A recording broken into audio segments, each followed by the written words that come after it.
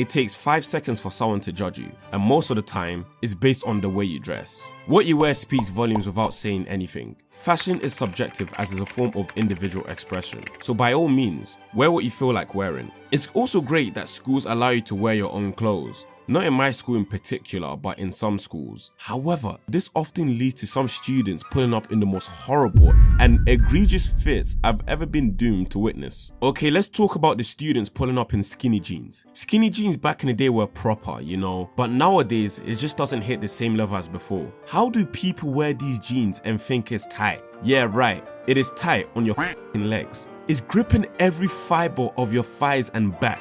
If anything, it just shows that you got that definition on you. If you want to show the whole world how thick you are by wearing skinny jeans, then by all means, take pride in it. But I must let you know that it got you walking like a flamingo. Okay, I know them joints are uncomfortable when you walk, but you're sacrificing your inconvenience for the sake of looking fly. But the funniest thing about it is that those pieces ain't flying, it's landing. Speaking of landing, dudes who wear skinny jeans have the tendency to land their trousers down their waist and expose their asses for the whole school to see.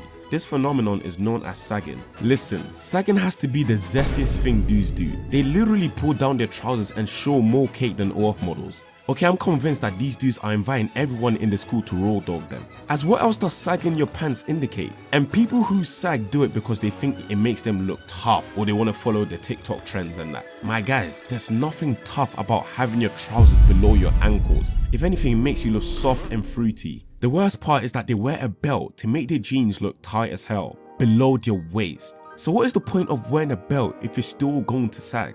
The belt ain't fulfilling its purpose now, it's just for show at this point. If only the dudes who sag knew the origins of sagging. I'll tell you the origins of sagging. Sagging originated in prison and it was a signal for inmates to get their back diddled by other inmates. So when you sag, you're basically asking other inmates to diddle you. Fruity, I can see. Bro, just pull up your trousers, man. You're not tough. Next, you got the girls who wear next to nothing.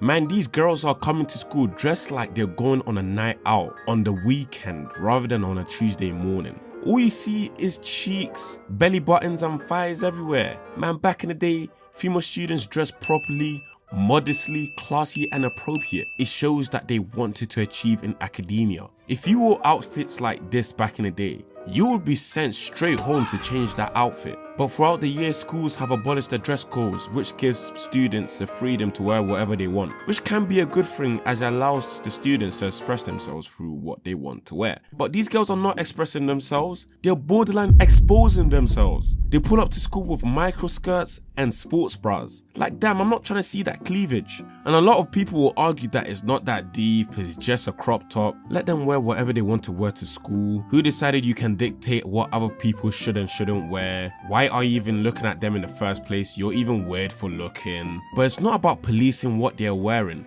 It's about establishing boundaries in an educational environment. There's a time and place to wear that, but not in school, okay? You're here to learn, not to party. Why did schools let go of the dress codes? They were really onto something. But hey, I'm just stating my opinion, that's all. Next, we have to talk about the most questionable outfits students decide to pull up to school. The emo outfits. The emo students wear some of the most goofiest outfits in my opinion. Like I hear it, they try to look edgy and different, but they just end up fumbling the outfit. The worst thing about this outfit style is the spiked chokers. This is normally worn by the emo females. They think it's aesthetically pleasing, but when I see it, I think it's aesthetically unpleasing, as who are you trying to please? Dog owners? It looks like you're wearing a leash on your neck. And of course, let's not forget about the striped socks, the chain bracelets, and the copious amount of piercings and them big ass boots that they be wearing.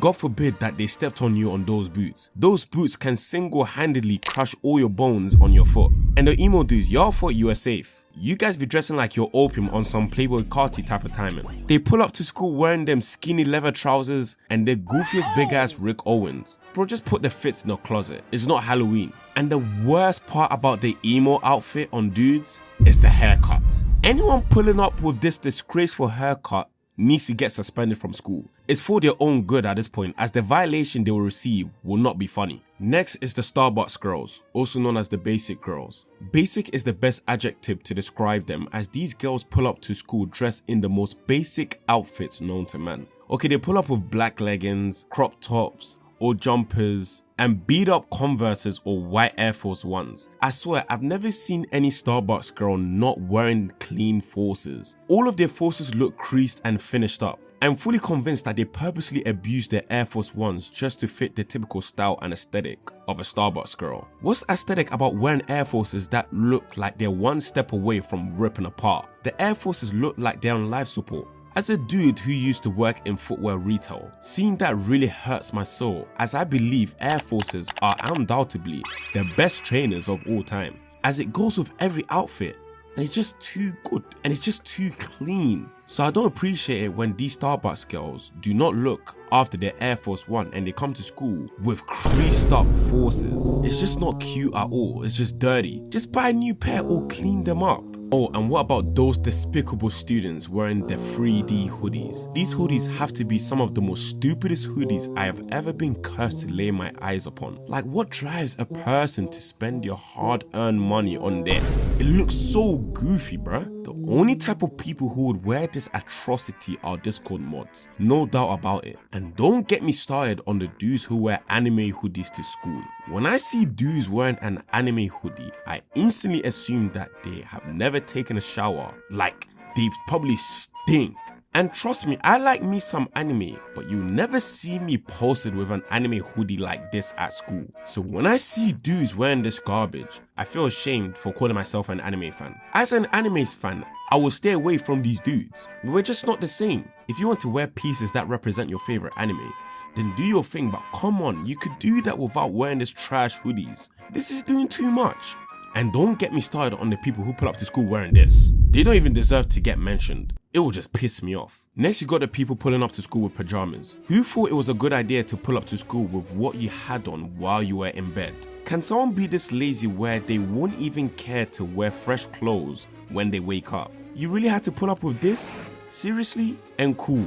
Maybe the reason why students pull up to school in pajamas is because they overslept and they were running out of time to change. But in this occasion, I would rather be fashionably late than unfashionably early. Anyone pulling up to school with pajamas probably has devil's breath and their stench is worse than Patrick's armpits. You would end up being 6 foot under if you came close to these clowns. And last but not least, you got the animal cosplayers. Yes, I am not going to say the F word as I'm afraid that YouTube will get me burned over saying that. But how do people come to school dressed in this unironically? Like, anyone watching this video, have you actually seen someone actually coming to school dressed like this? Even coming to school dressed like this at a special school own clothes event is still wild, let alone on a normal day. But if you want to come to school dressed as a giraffe, then all power to you. Anyways, let me know if I miss any types of student outfits, and if y'all want more from me, joining my Patreon is your best bet. You get bonus videos about my secrets on how I went from a struggling small YouTuber with barely any traction